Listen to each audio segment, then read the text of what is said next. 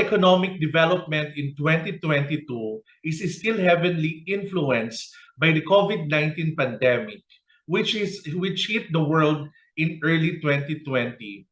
While much better in the same period last year, thanks to vaccination coverage, the current epidemic situation is deteriorating rapidly. A higher percentage increase in cost and a shortage of components for production hamper more robust economic recovery. Let's bring in Mr. David Oliver, former UN Youth Delegate of the Czech Republic. Thanks for joining us this evening. Hello, Rayon. Thank you for having me. Let's start the Global Affairs Insider. What macroeconomic constraints your country is facing today based on the 2021 Fiscal Outlook by your home Ministry of Finance? It's important to denote that the fiscal outlook of the Ministry of Finance is from November 2021. So we have to look maybe to have an exact forecast to the latest documents we have. Unfortunately, the Ministry of Foreign Affairs always publishes its outlook in November, so we can expect the outlook for 2020 for 2022 in November, like for 2023. But the latest document we have in Czech Republic is probably the report on fiscal stability by the Czech National Bank, which is from August. And there we can see that now the most challenging thing is not COVID recovery anymore, but there's a big problem, as you of course may know. There's war in Ukraine started by the Russian aggressor, and the problem is with that of course, even in Czech Republic and whole European Union, the gas prices, all prices are rising. We are in big inflation. Czech Republic has recorded inflation of enormous 20% during the summer months. So at its August meeting, the bank board of the Czech National Bank kept the 2-week repo rate at 7%. The decision is based on the baseline scenario of the Czech National Bank's summer macroeconomic forecast. In that forecast, the Central Bank of the Czech Republic, due to extraordinary cost pressures amid greatly increased uncertainty of consumers, currently looks at the monetary policy horizon 2 quarters further ahead than the one used previously in the Czech National Bank's forecasting system. Inflation will, according to the Czech National Bank, slightly rise above 20% in the months ahead, and remain in double figures for past of this year and of next year as well. This will reflect continued growth in gas, electricity, as I explained before, due to the war in Ukraine.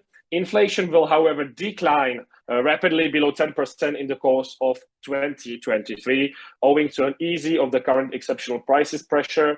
And we are expecting our inflation to get back to the standard level of 2% in 2024.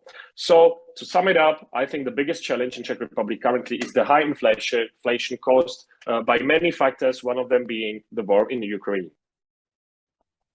In the November 2021 Fiscal Outlook of the Czech Republic, GDP is expected to grow and reach pre-crisis levels in 2022.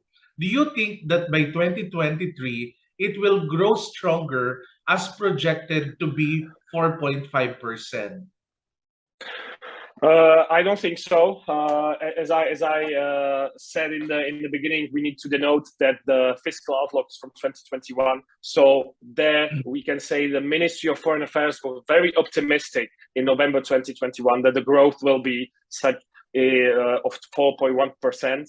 But the war started during February, March. So now the current outlook by the Czech National Bank is that in 2023, the gross domestic product annual change will be plus 1.1%, which is a big difference from 4.3. But they are expecting the gross domestic product to be 3.8 in 2024, which is something I can agree with, even though I have a very slight economical background as I work as a lawyer, but we work in restructuring, insolvency, bankruptcy. So economical topics are also interesting for me as well, as we need to surveil them all the time on the Czech market. But yes, I think the outlook cannot be used anymore as there has been big change of facts between creation of the Outlook and the current situation in Czech Republic.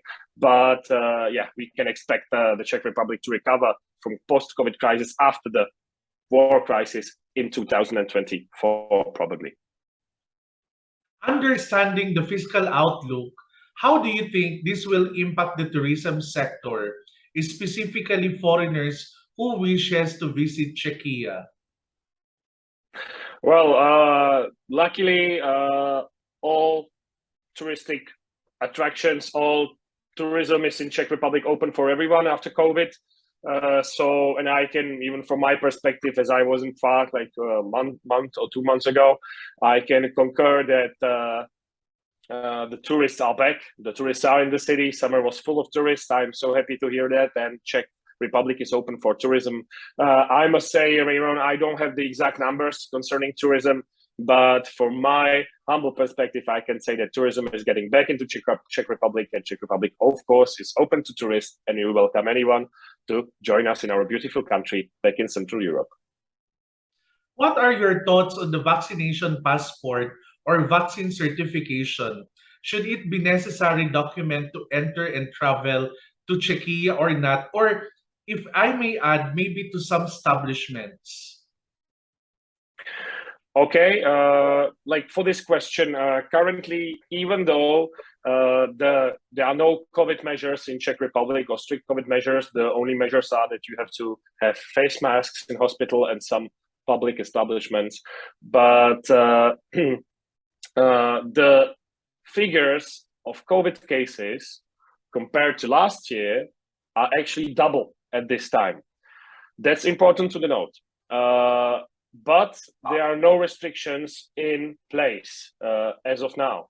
So I cannot sure if we are expecting another final and last wave.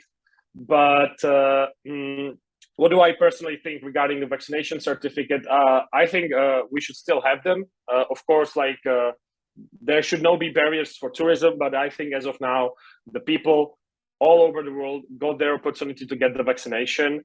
I do agree that vaccination passport, at least of having some vaccinations, are important so we can stop the COVID crisis. But at the same time, I think it is maybe time to reevaluate if the vaccinations are now functioning against the last versions and mutations of the COVID, and other vaccinations certificates still, are they still useful? Do we still need them? Like, my perception of the situation is, yeah, let's have them, but let's reevaluate that situation. As a former youth ambassador of your country, how do you think the post-COVID pandemic affects the lives of the younger generation? That was one of the toughest parts of COVID, I think, especially for very little kids who went to school to primary school for their first year, meeting their new students, getting to know completely new environment.